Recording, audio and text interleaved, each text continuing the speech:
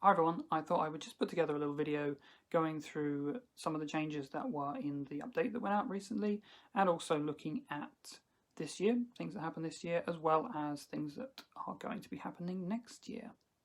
The recent update that went out, that was one of these updates where we focus primarily on things like quality of life changes and bug fixes and stuff like that, trying to make the game overall a bit better instead of focusing on, say, adding new features or anything like that.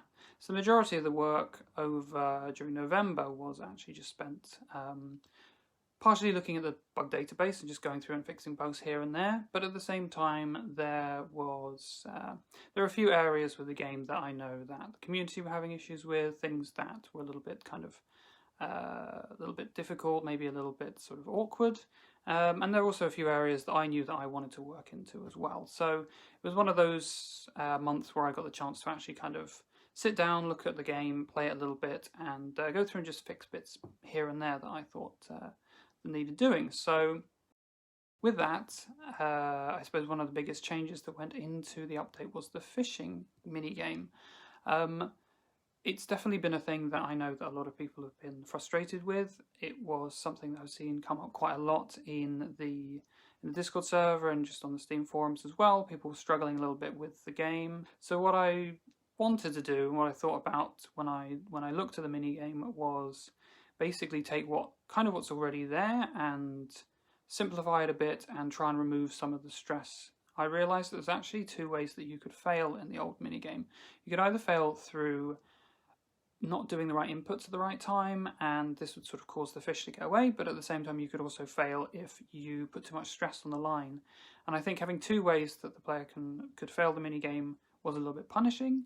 It also meant that where it was a little bit confusing about what you had to do at what times, a lot of people I think were failing through the one that punished you for doing the wrong actions, things like that. So I made a point of, in the new minigame, removing one of these, so the only way you can fail now is by putting too much stress on the line. You'll see that if you actually leave the minigame and you don't do anything, you're not going to lose it. So I've sort of removed that level, that thing that was causing some of the stress there, and it means that you can now play the minigame kind of at your own pace and not have to worry about, oh well, I'm not doing anything, so I'll lose the game. One of the other things I did with the fishing minigame was to look at the controls, and when I was testing it out and playing it, I actually always played with using the left mouse button to reel, and I used the A and D to move left and right. But the problem there is that requires two hands. I didn't realise that if you're going to play with just one hand with the left hand, then you need to use E to reel and then A and D to move, and that, as soon as you had to switch focus, it was really awkward to kind of change keys and all of that. So I decided to move it over just to directions. So you've got up and you've got left and right. That means that you don't have to use two hands to play it. It means it's not uncomfortable, not as awkward to play it with just one hand on the keyboard, and it also makes kind of sense on the gamepad as well. So that was another thing that I did to try and make that a bit better. I also simplified things like the prompts that were on screen, tried to get rid of some of the confusing messaging, and now you actually get a very clear prompt of, okay, well, you now got to press up, you now got to press right, and things like that. So I suppose at its core, the new minigame is very, very similar to the old one, even though it's a completely different implementation, all the code's different.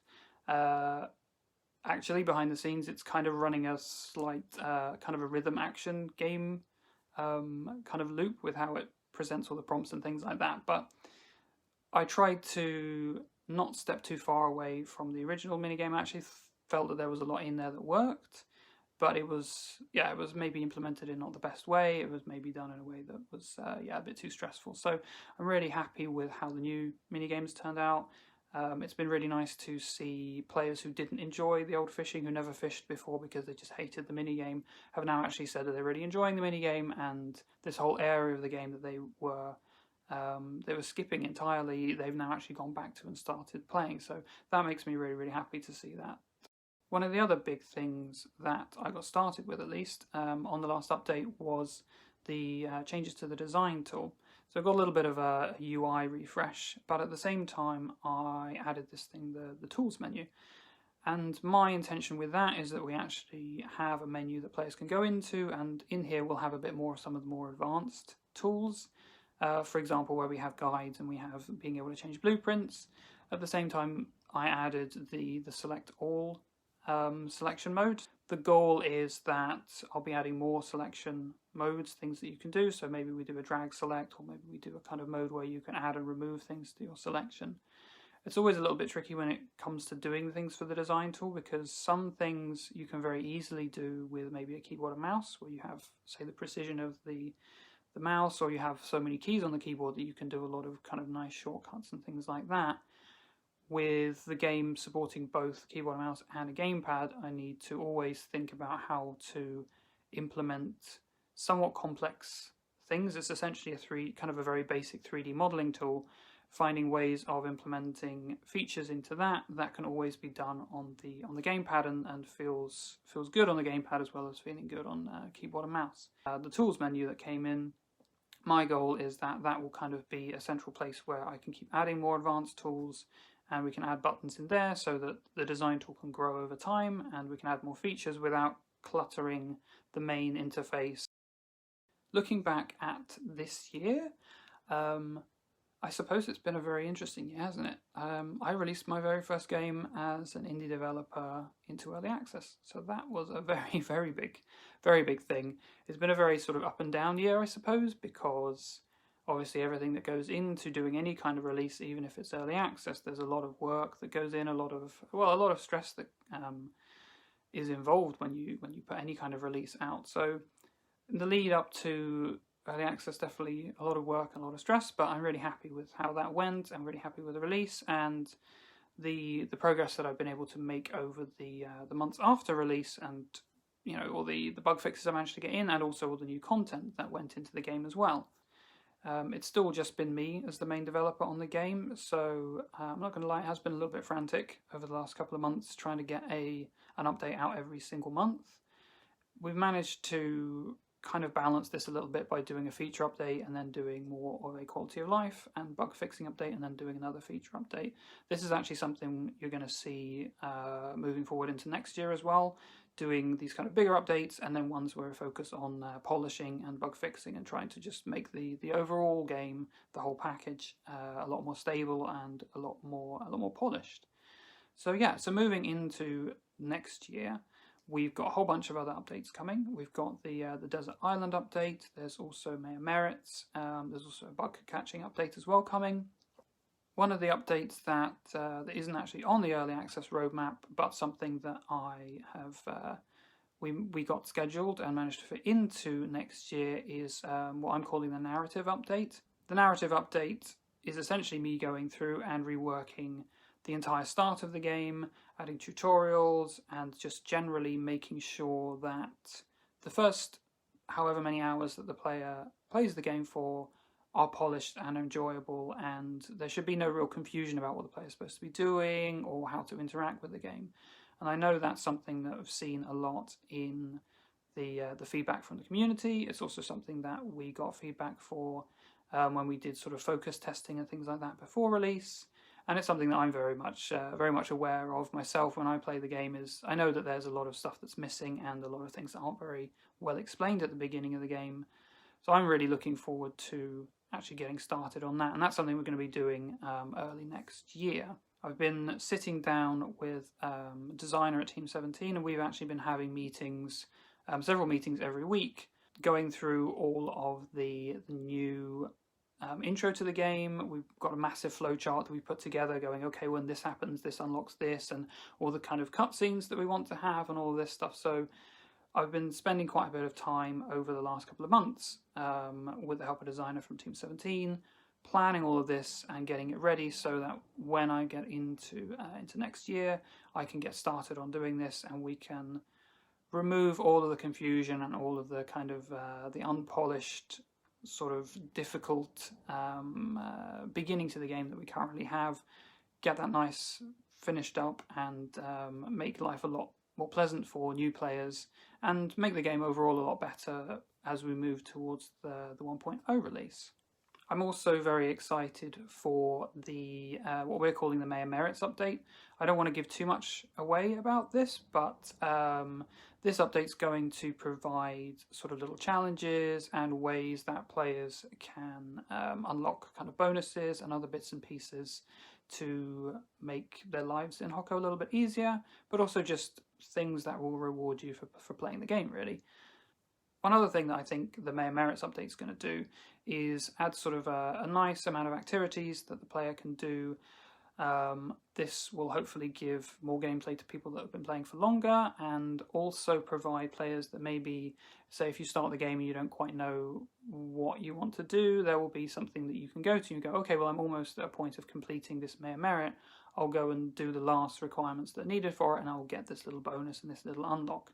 So I think it's going to really boost the game and give players a lot more things to do, and also just add a nice kind of wrapper around a lot of the gameplay systems, and provide sort of more little kind of nice rewards and things that players can achieve as they're playing. So that's going to be really great as well. That's coming again some point next year. Alongside the Mayor Merits and the narrative update, we've also got the Desert Island update. I think that's a little bit self-explanatory. There's going to be a new location, and we're going to have new villages and new design resources and other bits and pieces. There's a whole bunch of stuff that's going to be going into that. That's going to be a very big kind of content update that I'm very, very much looking forward to getting done. I think as soon as we add any new locations to the game, like we saw with for example, the city centre, just expanding the world feels great, and giving players a change of scenery and a different area to explore, I think is going to add a lot to the game. So that's another thing that's going to be great to get in.